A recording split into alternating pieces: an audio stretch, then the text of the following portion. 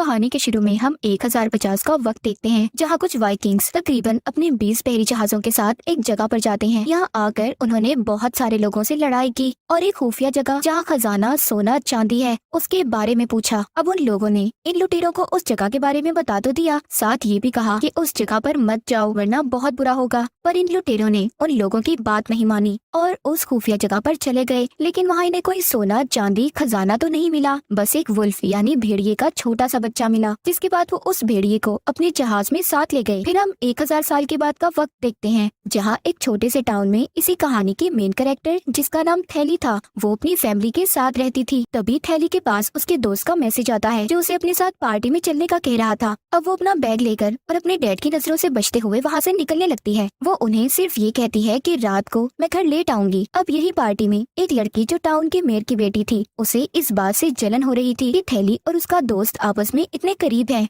और उसके दोस्त को साइड में ले जाती है जहाँ थैली भी उसकी बातें सुन लेती है। वो उसके दोस्त को ये कह रही थी कि तुमने हमारी पार्टी में बाहर की लड़की को क्यों बुलाया, और अगर आगे से ऐसा किया तो अच्छा नहीं होगा, कम से कम मुझे बता तो देते। ये सुनकर उसे काफी बुरा लगता है, इसलिए वो यहाँ से जाने लगती है। पर अगले ही पल उसे उस लड़की यानी मेयर की बेटी की चिल्लाने की आवाजें आ रही थी, इसीलिए वो जब चेक करने जाती है तो देखती है वो लड़की और उसका दोस्त नीचे गिरे हुए हैं। उनकी हालत काफी खराब है क्योंकि वो बहुत जख्मी थे। थैली उनके पास जाती है उनकी मदद करने। वो मेयर की बेटी को सहारा देकर उठाती है और आगे बढ़ती है। फिर अगले ही पल कोई उसके कंधे पर भी हमला कर देता है, जिससे वो नीचे गिर गई थी। और ये देख वो काफी घबरा गई थी कि मेयर की बेटी को झाड़ियों में से कोई घसीट कर ले जा रहा था। उसे कुछ समझ नहीं आती कि ये कौन है, बस डर की वजह से वो चीखती चिल्लाती रहती है। खैर अब इस हादसे वाली जगह पर पुलिस भी आ गई थी, जिनमें थैली की मॉम भी शामिल थी, क्योंकि असल में वो एक पुलिस ऑफिसर ही थी। उनका साथी पुलिस ऑफिसर उन्हें बताता है कि यहाँ उन पर जिस भी किसी ने हमला किया वो मेयर की बेटी को अपने साथ ले गया है।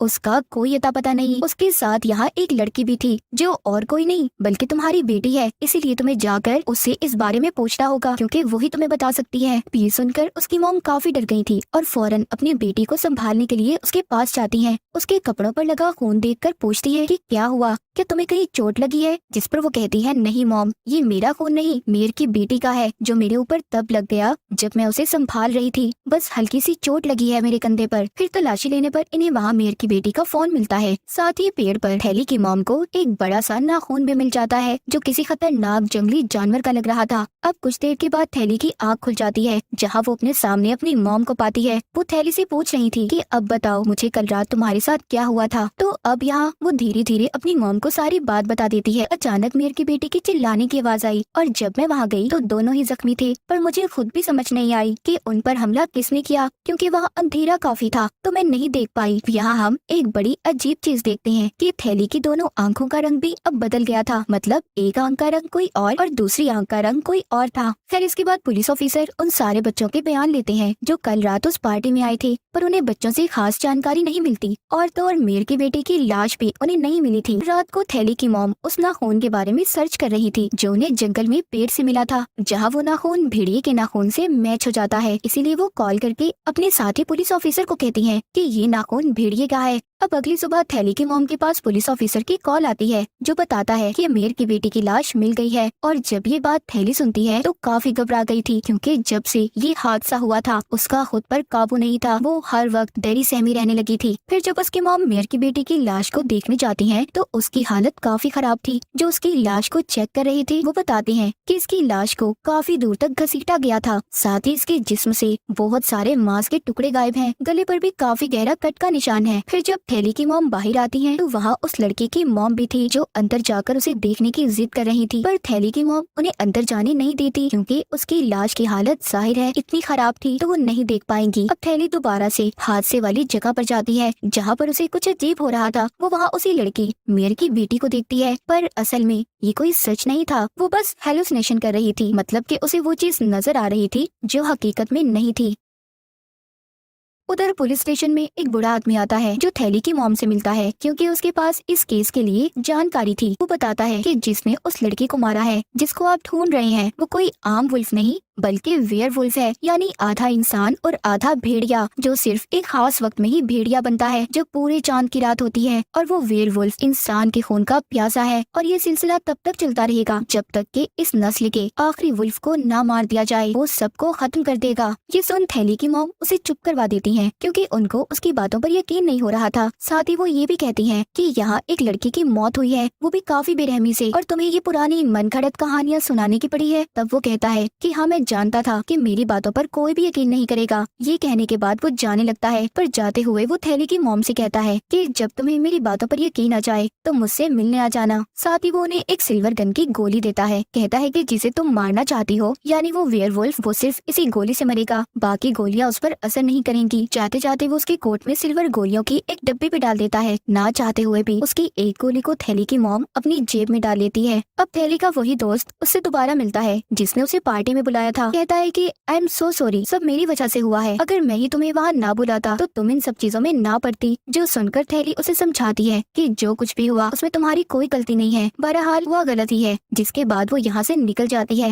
वो जब जा रही थी तो बाहर उसे मेयर की बेटी के दोस्त रोक लेते हैं। कहते हैं कि क्या जो बाहर वाले लोग बातें कर रहे हैं वो सच है, यानी तुम उसे बचा सकती थी पर जानबूझकर नहीं बचाया, तुमने उसकी मदद नहीं की, बस डरपोक कायर लोगों की तरह तुम चिल्लाती रही। ये सारी बातें सुनकर उसे बहुत बुरा लगता है। वो गुस्से में वहाँ से चली जाती है और अपने घर आकर रोते हुए शीशे में अपने कंधे पर जख्म देखती है, क्योंकि वो दिन ब दिन खराब होता जा रहा था। तब उसे परेशान देख उसकी मॉम उससे बात करने आती है, पर वो उनसे बात करना नहीं चाहती थी। फिर रात को जब थैली सोती है तो उसे अजीब तरह का सपना आता है, जैसे वो तैर रही है पर पानी में नहीं, खून में, जिस वजह से वो चौंक कर नींद से जाग जाती है। इसके बाद हम एक डॉक्टर को देखते हैं जिसे मेयर की बेटी की लाश को चेक करने के लिए बुलाया गया था। उसे ना खून का वही टुकड़ा भी दिखाया जाता है, जिससे वो अब कंफर्म करके इन्हें बता देता है कि वो टुकड़ा सच में वुल्फ का ही है। जिसके बाद थैली की मॉम अपने साथियों और कुछ शिकारियों के साथ जंगल में जाती है ताकि उस वुल्फ को पकड़ा जा सके। जहाँ जंगल में उन्हें एक और लाश मिलती है जिसका सर ही नहीं था, काफी बुरी हालत थी उसकी। तब वो उस लाश की तलाशी लेने लगते हैं। फिर शिकारियों को वहीं छोड़कर अपने कुछ साथियों के साथ आगे बढ़ जाती हैं। थोड़ी दूर चलने पर उन्हें वहाँ एक केव गार्ड दिखाई देता है। तब हिम्मत करके थैली की मॉम उसके अंदर जाती हैं। अंदर आने पर उन्हें वहाँ एक खाई दिखती है जहाँ काफी अंधेरा था। उसके अंदर जाने की एक सीढ़ी लगी हुई थी। तब वो जैसे ही सीढ़ी के जरिए नीचे उतरने लगती हैं तो तभी अचानक उसका पैर फिसल जाता है और वो सीधा नीचे गिरती हैं।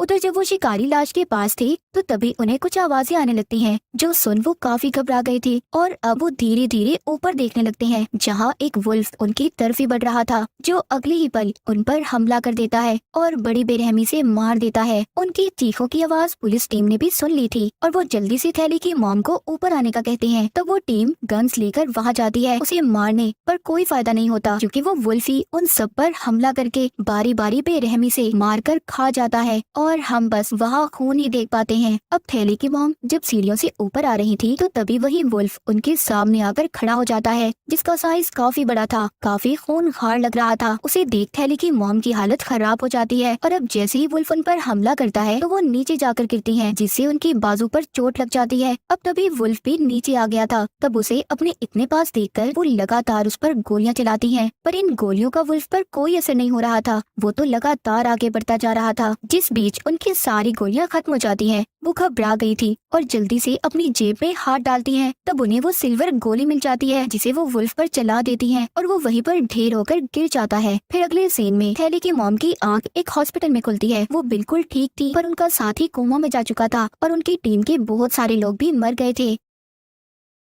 उधर कॉलेज में थैली के साथ अजीबोगरीब हो रहा था, जैसे कि उसे हल्की से हल्की बारीक आवाज भी सुनाई दे रही थी, जिससे वो काफी तंग आ गई थी। इसीलिए वो वॉशरूम में चली जाती है जहां उसे मेयर की बेटी दिखती है जो रो रही थी। ये देख थैली अब और परेशान हो गई थी क्योंकि उसकी हेलुसिनेशंस बढ़ती ही जा रही थी। रात को भी जब वो सो रही थी तो अचानक नींद में चलने लगती है, जिस बीच उसकी छोटी बहन की आंख भी खुल जाती है और वो थैली को एक पेड़ के पास खड़ा हुआ देखती है। फिर उसका हाथ पकड़कर वापस उसको कमरे में ले आती है। तब तक थैली को भी होश आ गई थी तो उसकी बहन कहती है कि मैं हमेशा तुम्हारा ख्याल रखूंगी। तब वो उसे कहती है कि मेरी तबीयत ठीक नहीं, बहुत नींद आ रही है, ऐसा लग रहा है कि जैसे मैं महीनों से नहीं सोई। इतना कहकर वो वहीं पर सो जाती है। उधर डॉक्टर वुल्फ की लाश को चेक कर रहा था, जिससे उसे बहुत सारी जानकारी मिलती है और वो थैली की मॉम को बताता है कि जितनी भी गोलियां आपने उस वुल्फ को मारी हैं, उनसे उसका कुछ भी नहीं हुआ। एक सिर्फ गोली ऐसी है जिससे उसकी मौत हुई और वो गोली थी सिल्वर की गोली। अब ये गोली वही थी जो बूढ़े आदमी ने थैली की मॉम को दी थी। ये गोली इतनी मजबूत थी कि वुल्फ के जिस्म में काफी बड़ा छेद बना दिया था। ये सारी बातें सुनकर वो काफी हैरान रह जाती हैं और फौरन उस डॉक्टर के साथ उस बूढ़े आदमी से मिलने जाती हैं और उसे सब कुछ बताने का कहती हैं। तब वो बताता है कि जिस वुल्फ को तुमने मारा है मैं उसे पिछले काफी अरसे से ढूंढ रहा हूँ। ये एक काफी पुराने वक्त का वुल्फ है। असल में इंसानों ने जानवरों की शक्तियों को पाने के लिए इंसानों पर एक्सपेरिमेंट तजुर्बे किए थे, जिनका नतीजा ये निकला। मतलब वो सारे इंसान वेयरवुल्फ बन गए और ये सिलसिला तब तक चलता रहेगा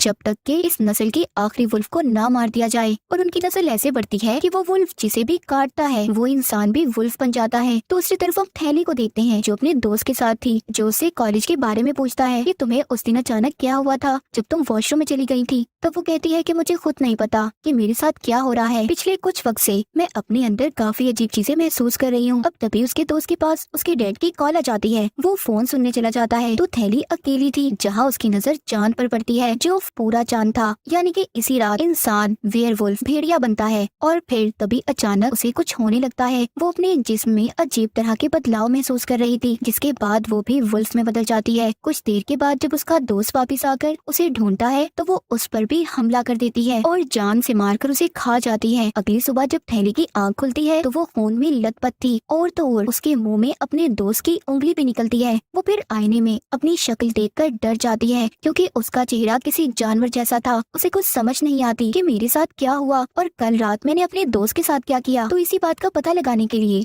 अब वो अपना मुंह ढककर हादसे वाली जगह पर जाती है। वो देखती है कि उसका दोस्त अब मर चुका था। ये देखकर उसे दुख तो होता है, पर अब वो ये फैसला करती है कि मुझे इन सब लोगों से दूर चले जाना चाहिए। इस हालत में वो अपनी फैमिली के साथ भी नहीं रह सकती। तो इसीलिए जैसे ही रात होती है वो एक बस में चढ़ जाती है। बस में बहुत सारे लोग थे, लेकिन मुसीबत देखते ही देखते अब वो पूरी तरह वुल्फ में बदल जाती है। उसकी डरावनी आवाजें सुनकर हर कोई उसे देखने आता है। तब वो बहुत सारे लोगों पर हमला करके बड़ी ही बेरहमी से उन्हें मार देती है, जिससे गाड़ी का भी एक्सीडेंट हो जाता है। फिर इस बारे में जैसे ही उसकी मॉम को खबर मिलती है तो वो डॉक्टर के साथ फौरन उस बस में चली जाती हैं छानबीन करने के लिए, जिस दौरान उन्हें वहाँ थैली का लॉकेट मिल जाता है, जिससे वो समझ गई थी कि ये नया वुल्फ कोई और नहीं बल्कि उनकी अपनी बेटी थैली है। वो इस बारे में डॉक्टर को भी बता देती है और कहती है कि हमें जल्द ही उसे ढूंढना होगा।